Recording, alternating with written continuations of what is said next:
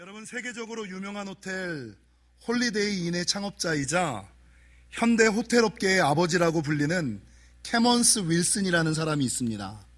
이 캐먼스 윌슨은 기도로 기업을 경영한 사람 중에 하나인데, 원래 이 캐먼스 윌슨은 제재소 직원으로 근무하다가 하루아침에 아무 이유나 해명 없이, 아무런 설명 없이 해고를 당합니다. 여러분, 아무 이유나 설명 없이 해고를 당했던 이 캐먼스 윌슨은 자기를 해고시킨 회사, 자기를 해고시킨 상사에 대한 미움과 분노, 배신감에 사로잡혀서 오랜 기간을 방황하다가 있는 돈까지, 모아놓았던 돈까지 다 탕진하고 나니 여러분 심정이 어때요? 할 수 있는 게 아무것도 없다라는 마음에 자살을 꿈을 꿉니다. 그리고 자살하기 전에 자기의 처지가, 자기가 왜 그런 선택을 내려야 했는지를 자기의 아내에게 이야기를 하는 거예요. 여보, 나 할 수 있는 게 없어. 돈도 다 떨어지고 나는 이제 희망이 없어. 소망이 없어. 되는 일이 아무것도 없어 라고 이야기를 하자, 그의 이야기를 묵묵히 듣고 있던 그의 아내가 마지막으로 이렇게 얘기를 합니다. 여보, 아직 당신이 한 가지 시도해보지 않은 것이 있어요. 당신은 당신이 할 수 있는 모든 것을 다 했다고 하기는 하지만 한 가지, 하나님께 진지하게 기도해 본 적은 없잖아요. 하나님께 진지하게 기도해 본 적은 없잖아요. 이 말을 들었던 캐먼스 윌슨은 여러분 자살 대신에 기도를 선택하였고, 기도하던 중에, 기도해 본 분들은 아시잖아요.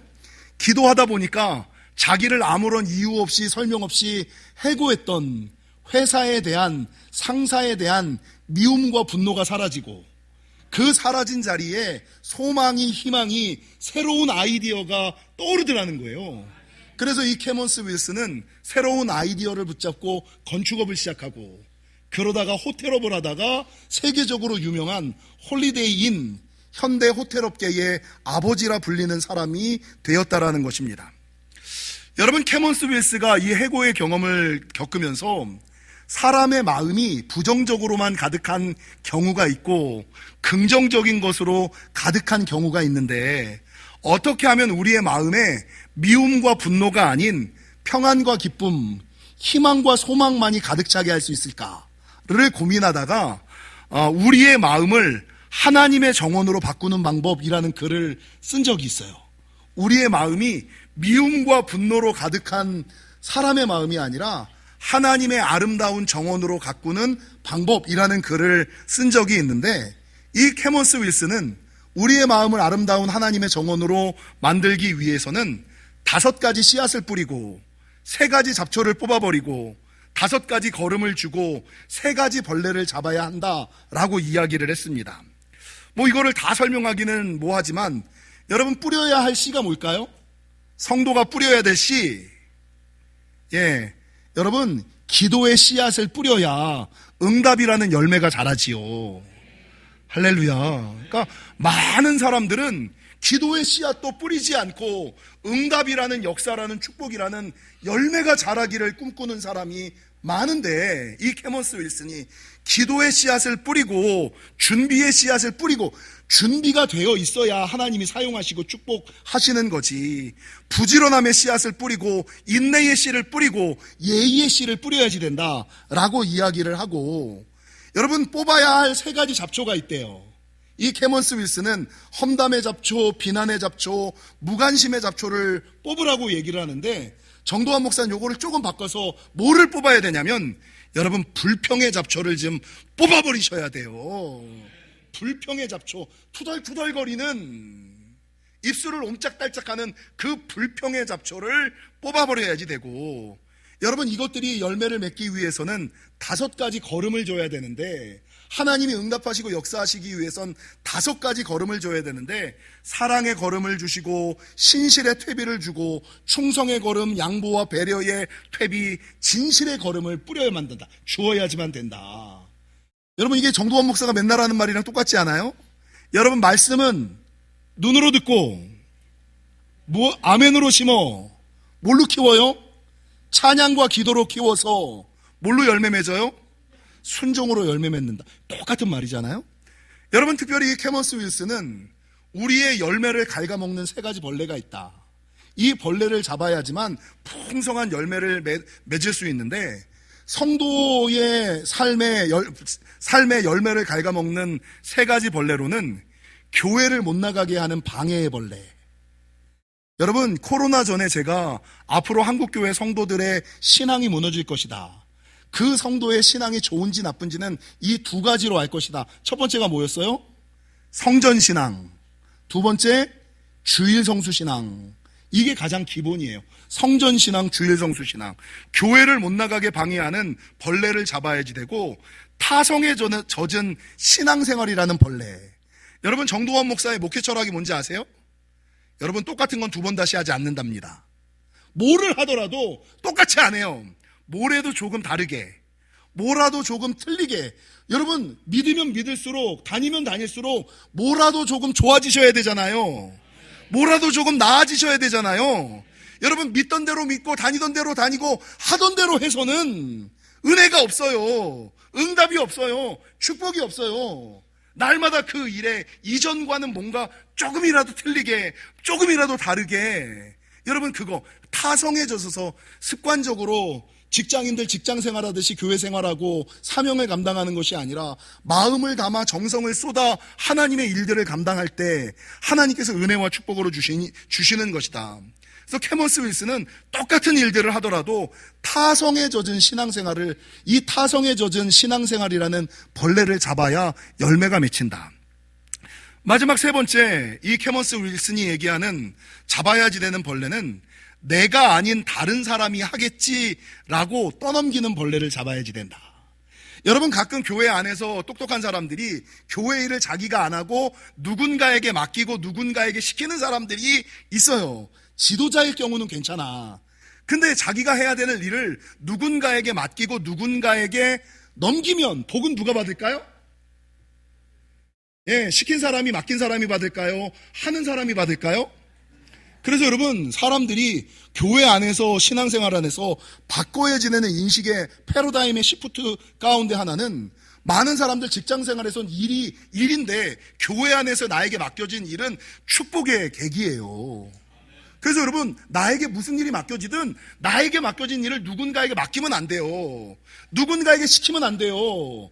왜냐하면 그 복을 누가 받아요? 내가 받는 것이 아니라 한 사람이 받는 거거든.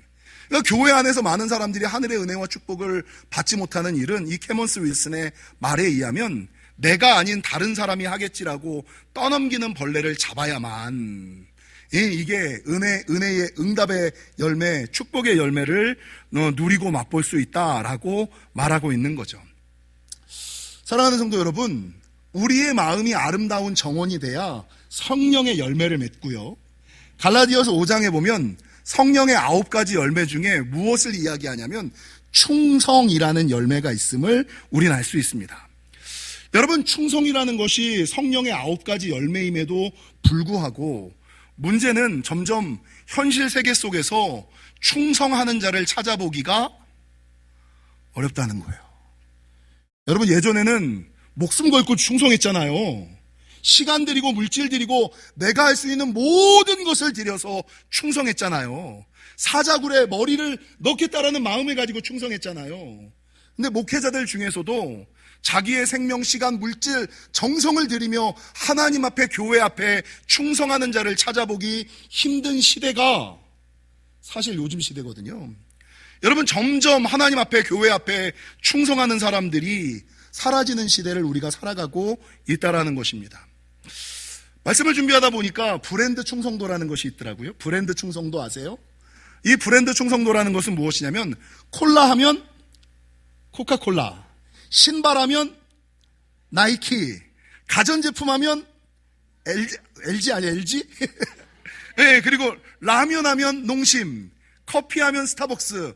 내가 좋아하는 어떤 것에 대한 그 브랜드에 대한 충성도, 이게 콜라 하면 코카콜라, 커피 하면 스타벅스, 운동화 하면 나이키, 가전 하면 LG, 라면 하면 농심, 핸드폰 하면 아이폰. 근데 이 브랜드 충성도가 여러분 점점 무너지기 시작했대요. 점점 무너지기 시작했다는 거죠. 여러분, 나이키가 차지하던 자리에 뉴발란스가 자리 잡고 있고요. 아이폰이 자리 잡고 있던 자리에 요즘에 여러분, 젊은 아이들이 아이폰 중성도가 되게 높거든요. 모든 게 다 아이폰이야. 핸드폰도 아이폰, 시계도 아이폰 워치, 귀에 꽂는 것도 에어팟, 태블릿도 아이폰, 집에 있는 TV도 애플, 다 이걸로 맞추고 살아가는 사람이 있어요. 근데 얼마 전에 어떤 목사님을 만났는데, 어떤 목사님께서 모든 걸 다 아이폰으로 하다가, 목사님, 저 갤럭시로 갈아탔어요. 그래서 갤럭시 워치에다, 갤럭시 태블릿에다가, 갤럭시 컴퓨터에다가 다 바꾼 거예요. 그래서 왜요? 이렇게 물어보니까, 목사님, 아이폰 17 보셨어요? 이게 젊은 세대가 아니니까. 아이폰 17 보셨어요?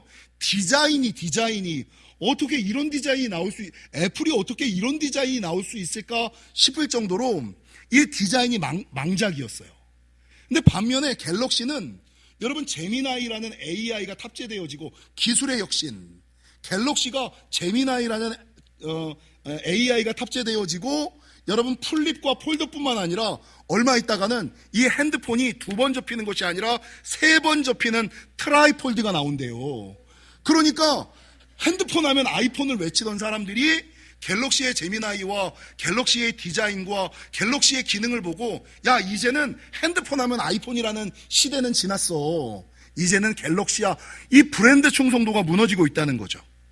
실제적으로 아이폰이 2023년도에 브랜드 충성도가 94%였는데 24년도에는 89%로 떨어지고 올해는 아마 거의 몰락의 수준에 들어가지 않을까라고 말하는 사람들이 많았다는 거죠.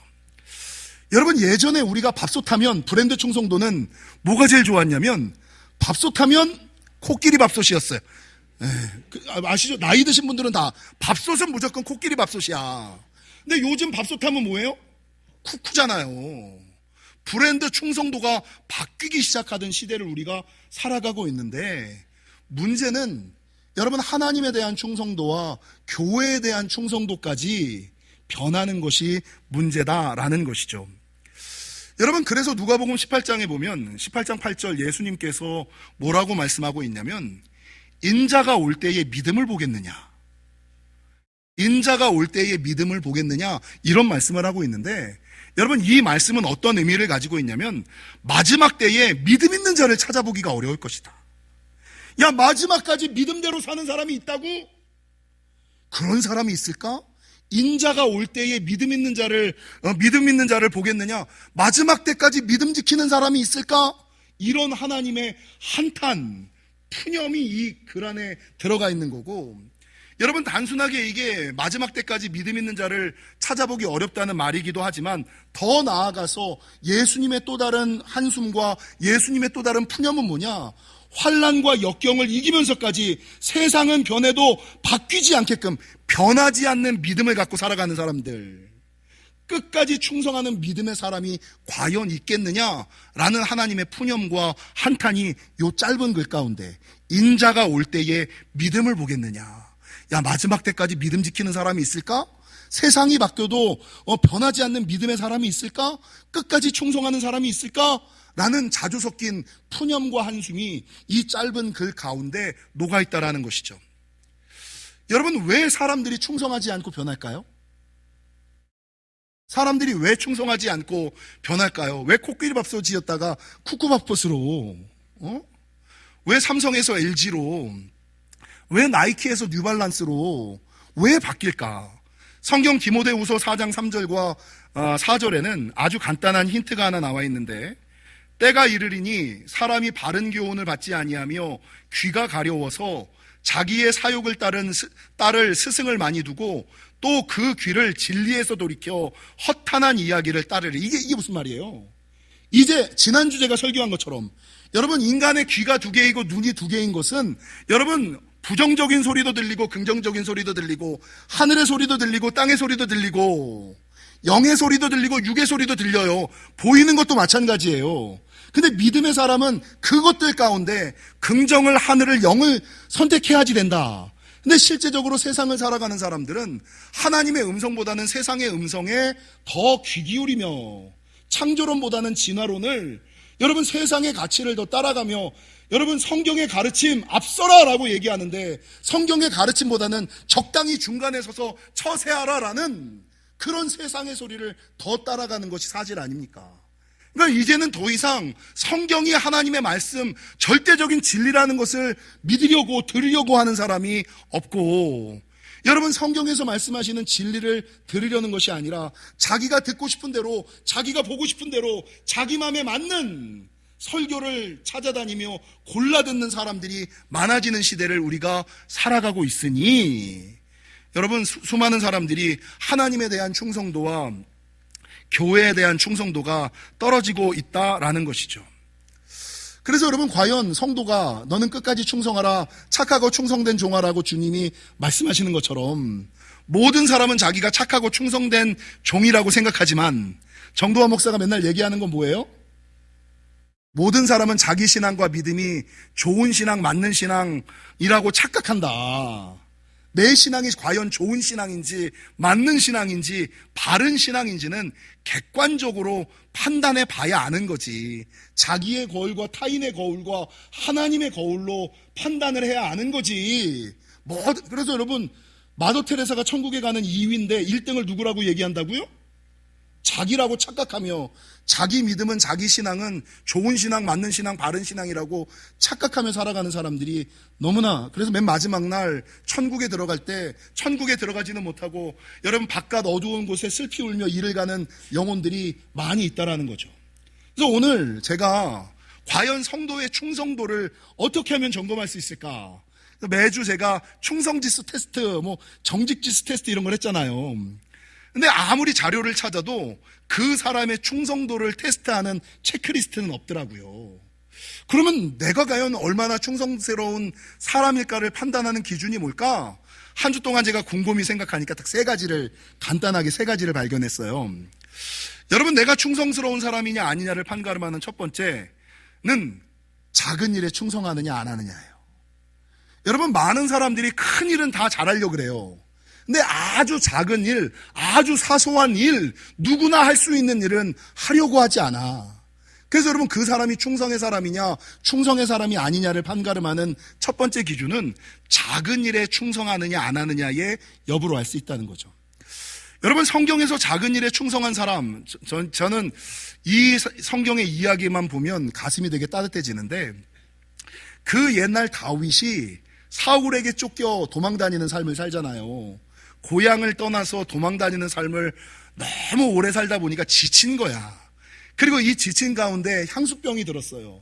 그래서 하루는 다윗이 자기 고향을 떠올리면서 혼잣말로 이렇게 얘기를 하죠.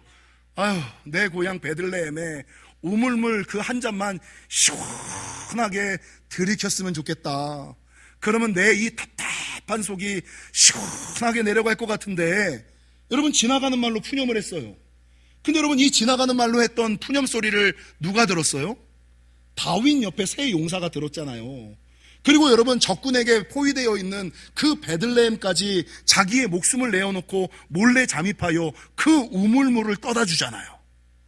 여러분, 그래서 훗날 다윗이 이 사람을 다윗 왕국을 만들 때 큰 용사로 삼아요. 그냥 지나가는 말, 오늘 주님께서 뭐라 그래요? 인자가 올 때에 믿음 있는 자를 보겠느냐? 야, 요즘에 믿음 있는 사람 없어. 누가 믿음 지켜? 야, 변하지 않는 믿음 없어. 끝까지 충성하는 믿음 없어. 라고 주님이 푸념하시고 한탄하실 때, 여러분, 조용하게 주님에게 손을 들고, 주님, 저 가지고 안 될까요? 저는 안 될까요? 세상이 변한다 하더라도, 세상이 바뀐다 하더라도, 모두가 교회를 바꾸고 모두가 교회를 떠나도 주님, 저는 주님 옆에, 주님 곁에 붙어 있을게요. 그러니까 주님께서 지나가시면서 하시는 작은 푸념과 한숨에 여러분, 다윗 옆에 있었던 세 용사와 같이 작은 것에 충성하는 거, 이게 정말 충성의 사람이냐 아니냐를 판가름할 수 있는 첫 번째 기준이라는 거죠. 여러분, 두 번째, 그 사람이 충성의 사람이냐 충성의 사람이 아니냐를 판가름하는 기준은 어려울 때 충성하느냐 안 하느냐를 보면 압니다. 여러분, 정도환 목사가 자주 얘기하는 것처럼, 여러분, 그 사람이 성령 충만하고 잘 나갈 때 하나님의 일을 잘 감당하는 것은 그 사람의 신앙이 아닙니다. 성령 충만하고 은사 충만하고 상황과 환경과 여건과 조건이 좋을 때는 누구나 다 하나님의 일을 합니다. 근데 그 사람의 신앙은 정말 성령이 없는 것 같이 느껴질 때, 상황이 안 되고 환경이 안 되고 여건이 안 되고 건강이 안 되고 물질이 안 되고 가정이 안 되고 생업이 안 되고 인생이 어그러져도 하나님이 안 계신 것 같이 느껴지는 그 순간에 그 사람이 그럼에도 불구하고 어떻게 예배를 드리고 어떻게 맡겨진 사명을 감당하고 어떻게 입술을 지키는지를 보면 아는 거지. 여러분, 신앙 좋을 때 그 사람의 신앙은 그 사람의 신앙 아니에요. 그 사람의 신앙은 정말 신앙이 땅바닥에 떨어졌을 때, 인생의 가장 밑바닥에 떨어졌을 때 입술 지키고 하나님의 일 어떻게 예배하는가를 보면 알 수 있는 거예요. 그래서 여러분, 다니엘서를 보세요. 여러분, 다니엘은 왕의 어의가 찍힌 것을 알매도 불구하고 다른 신에게 기도하지 마라, 다른 신에게 절하지 말라라는 왕의 어의가 찍힌 것. 너 다른 신에게 절하다가 잡히면 사자굴이야, 풀무불이야 라는 조서가 내려왔음에도 불구하고, 왕의 어의가 찍힌 것을 알매도 불구하고 하루 3번씩 여러분 창문을 열어놓고 여전히 기도하잖아요.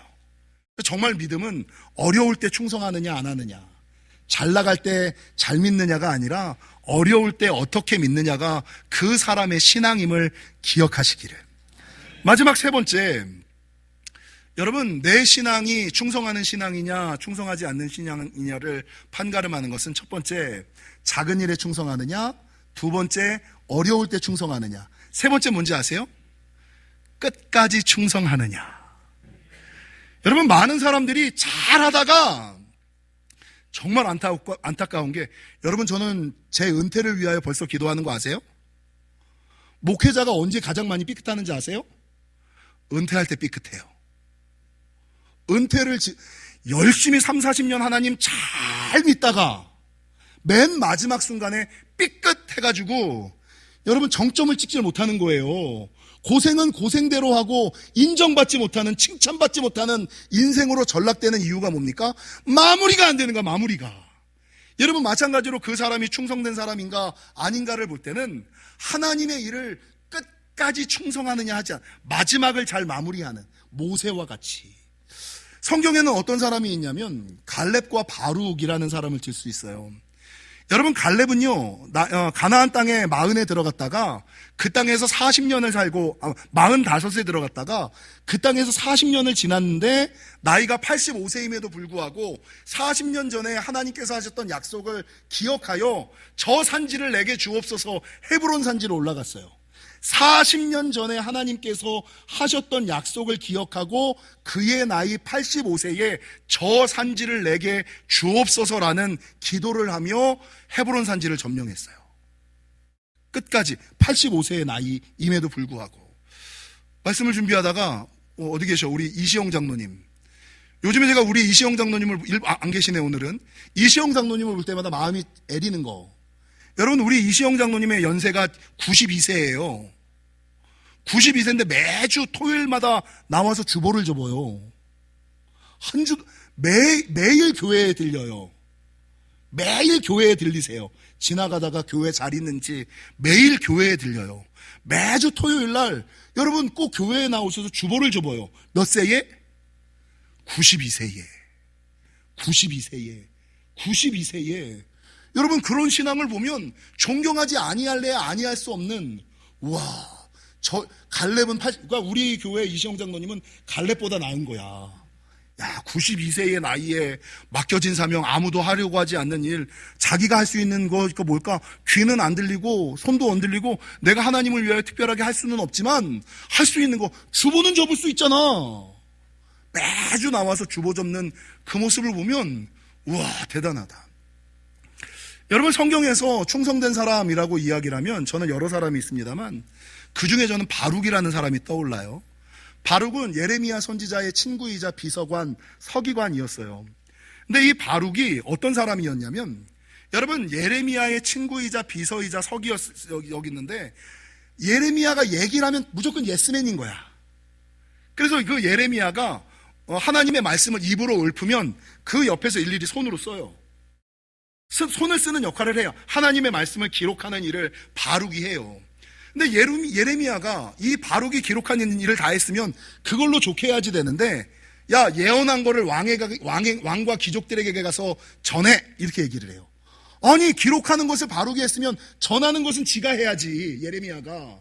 근데 이 예레미야가 기록한 바룩에게 가서 네가 가서 전해, 네가 가서 나눠, 이렇게 얘기를 해요. 여러분, 그 예언을 전하면, 그 예언을 나누면 미움을 당할 뿐만 아니라 여러분 죽임당할 수 있는 위기 가운데 처해요. 근데 이 바룩은 예레미야의 말을 듣고 묵묵히 기록할 뿐만 아니라 가서 전하라는 말에 나아가서 전해요. 그러다가 미움을 당하고 어려움을 겪어요. 여러분, 심지어는 여호야김 왕 때 이 바룩이 예레미야의 말을 가지고 말씀을 전했는데, 여호야김이 자기와 틀린 예언을 한다는 이유로 화가 나서 이 예레미야 선지자의 예언서를 칼로 찢어버리고 불에 태워버려요. 불로 태워버려요. 그러면 이제 이 바룩 입장에서는, 야, 쓸 거 다 쓰고 전할 거 다 썼으니 내가 할 일은 다 했을 거야 라고 생각을 하잖아요. 근데 하나님께서 예레미야를 통하여 무슨 말을 하냐면, 야, 다시 써. 아니, 1년이 지났는데, 1년이 훌쩍 지났는데, 그 당시는 일일이 손으로 써야 되는데, 한번 전하고 났으면 끝났을 텐데, 그게 아니라 다시 써 라고 이야기하자 이 바룩이 묵묵히 끝까지 자기가 들었던 음성을 다시 쓰는 장면이 성경에 나와요. 여러분, 이게 충성된 사람 아닙니까? 그래서 그 사람이 충성된 사람인지 아닌지를 알 수 있는 세 가지 기준은 뭐냐? 작은 일에 충성하느냐, 어려울 때 충성하느냐, 끝까지 충성하느냐. 요 세 가지를 보면 그 사람이 충성의 사람인지 충성의 사람이 아닌지를 판가름할 수 있다라는 것입니다.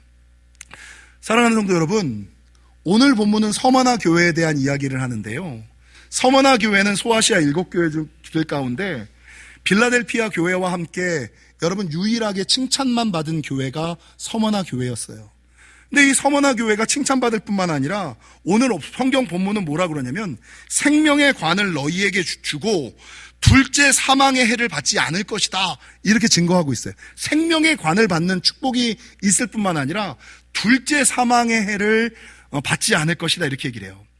근데 이 둘째 사망의 해가 무엇일까를 제가 곰곰이 묵상하다가 여러 가지 은혜가 있겠습니다만, 뭐냐면, 여러분 인생 살아가다 보면 한 번 빠졌던 문제가 끊임없이 되풀이되는 경우가 있죠. 한 번 돈의 문제에 빠졌어. 그러면 이 돈의 문제를 해결했으면 두 번 다시 돈의 문제가 안 생겨야 되는데 이 돈의 문제가 계속 생겨. 여러분, 한 번 건강의 문제에 빠졌어. 그럼 건강의 문제를 회복했으면 그 다음부터는 건강의 문제가 없어야 되는데 다시 건강의 문제가 되풀이돼. 여러분, 물질의 문제도 마찬가지고요, 건강의 문제도 마찬가지고요, 부부의 문제도 마찬가지고요, 부모 자녀의 문제도 마찬가지고요. 우리가 기도하여 응답받았으면 이제는 더 이상 그 문제가 내 옆구리의 가시와 발목의 올무는 되지 않는 삶을 살아가야 되는데, 내가 기도하여 하나님의 은혜와 응답을 받으면 더 이상 그 문제 가지고는 기도하지 않는 삶을 살아야 되는데, 아니, 믿으면 믿을수록 다니면 다닐수록 아니 그 문제가 계속 되풀이되거든. 이게 둘째 사망의 해예요.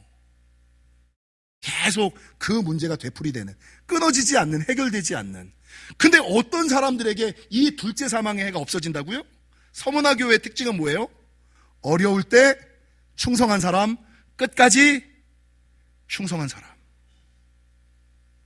어려울 때 충성한 사람, 여러분 끝까지 충성한 사람, 그 모습을 하나님이 보시고, 야, 이놈은 복줄만 하구나 라고 생각하고 그 저주의 사슬을 끊어주시는, 다시금 되풀이되지 않는 은혜를 베풀어 주시는 놀라운 역사가 있다라는 것이죠.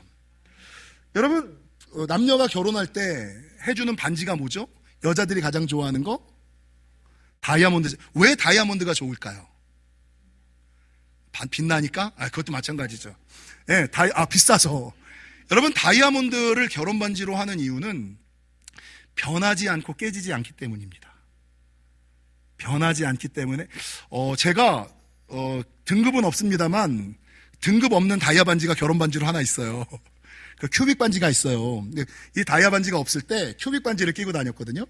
근데 큐빅 반지를 끼고 다니면 남들은 다이아라고 착각할 거라고 자기 스스로 그냥 위로를 하고 살았어요.